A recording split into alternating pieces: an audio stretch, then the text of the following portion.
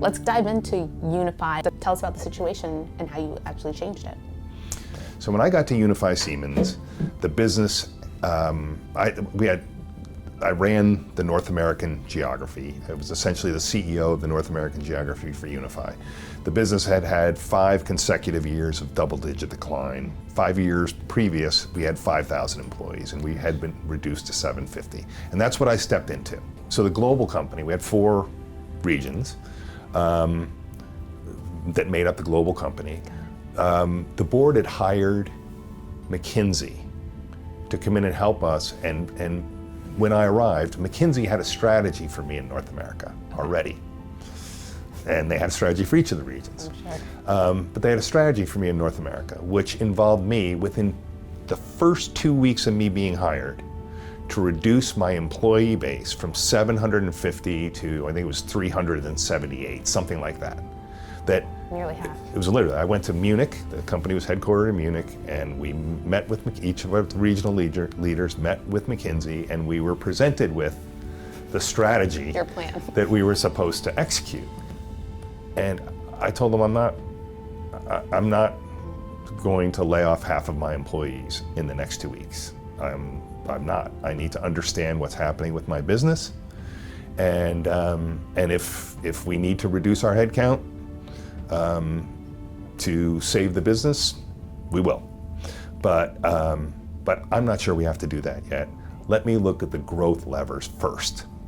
Morale was very low, obviously, as you would expect, and the business was struggling, and if we continued our current behavior, we were going to be out of business within a year. So in order to understand what was happening in the business and take the business in a different direction, I knew the number one thing I needed to do was understand what was happening in our organization. You talked about meeting people where they are, what the levers were that we could pull in order to stabilize the business and grow it. And all those answers, to my mind, or most of those answers, laid in the minds of the team, of our people. I toured the country, meeting more than half of my 750 employees over about a 45-day period in small groups. I tried to create an environment for them where they felt comfortable sharing with me the things that the business needed to do in order to stabilize and grow. Now, you talked about building trust. So through this process, I had a bunch of employees who had watched, hundreds, thousands of people be laid off in the offices next to them. They were very skeptical when they met with me, and completely understandably so. I'm totally open to your input, and I would like to hear from you what you think our opportunities are, what you think we're doing wrong, and just get a sense of what's happening in the business so that I, as the person responsible for this organization, can put the right strategy in place for us to start to grow. So when I did these roundtables with employees, one of the key things I learned, what customers like us, like our solutions, and why, came out of that with an aggregated list of, while we were struggling as a business, while we certainly had dissatisfied customers, while we were certainly losing to competition, we were winning in some places, and we had some very happy customers in some places. And it was actually one of our employees' ideas in one of my meetings said, why aren't we doing what we're doing at Wells Fargo at more financial institutions and on more trading floors? We're only doing it at Wells Fargo, and they love us. That triggered the thought in my mind of what other things are we doing? First was, why aren't we doing the Wells Fargo thing at Morgan Stanley and other places, right? That was the first thought. And the second thought is, what other customers are happy with what we're doing? And we should try to replicate that. And it turned out there was a long list, even though we were struggling as a business, of things we were doing really well for certain customers. So that input that I got from the employees the team was very, very helpful. But I had all these ideas about the business that allowed us to then build a strategy to capture the growth opportunities and to fix the key operational problems that we were having.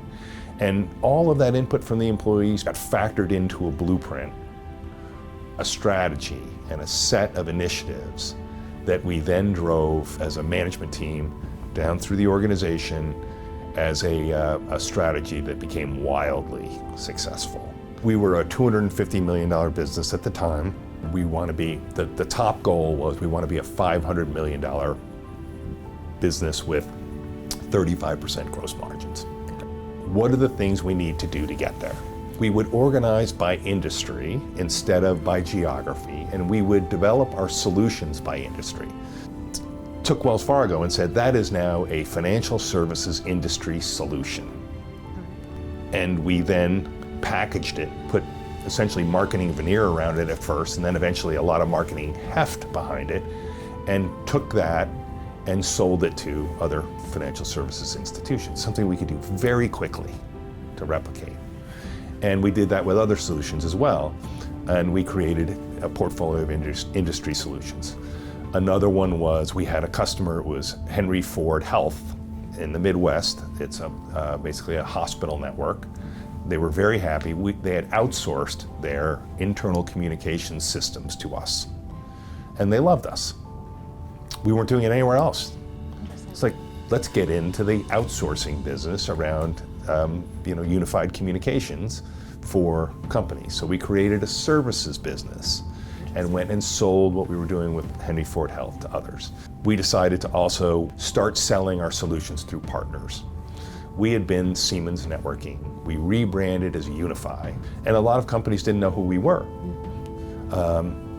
So we started selling through other companies that customers knew who they were. So we would take our products, our solutions, and go to market with IBM. They would sell a big solution for, say, $500 million. We would have a $50 million piece of that as a subcontractor.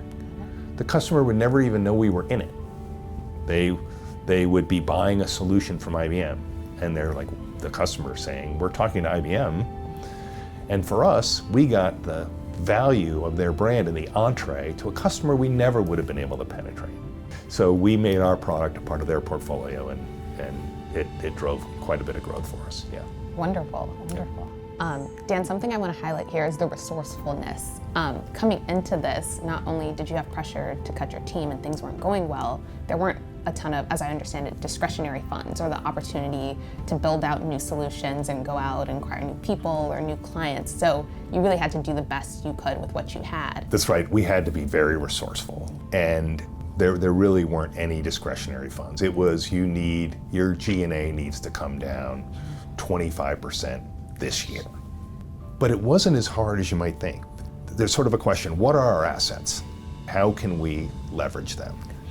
And the key assets there were our existing customers who liked us. And later down the road, when we started to thrive, we could invest money in marketing and the product development portfolio and do other things, but we had to be resourceful. But just by repackaging these things, we were able to go talk to new customers with confidence and with a reference. Right. That just became very, very valuable. And then the other thing was, it didn't take a lot of money to invest in getting a few partners. Really? Right? It was really leveraging their resources. So we had to redirect some of our existing salespeople into a partner organization to go recruit working with them.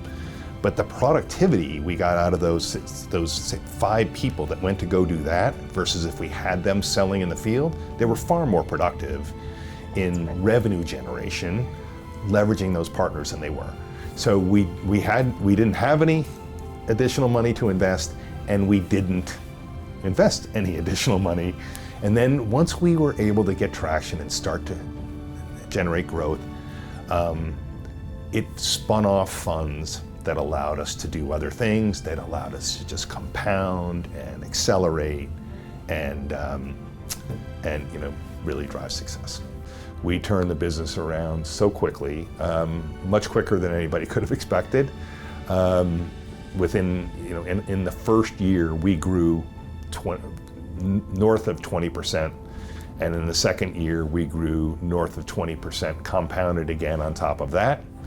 And in fact, after that, the business was quickly acquired, and it was acquired by a much larger firm, a big European technology firm, at a premium price because of what we had done in North America.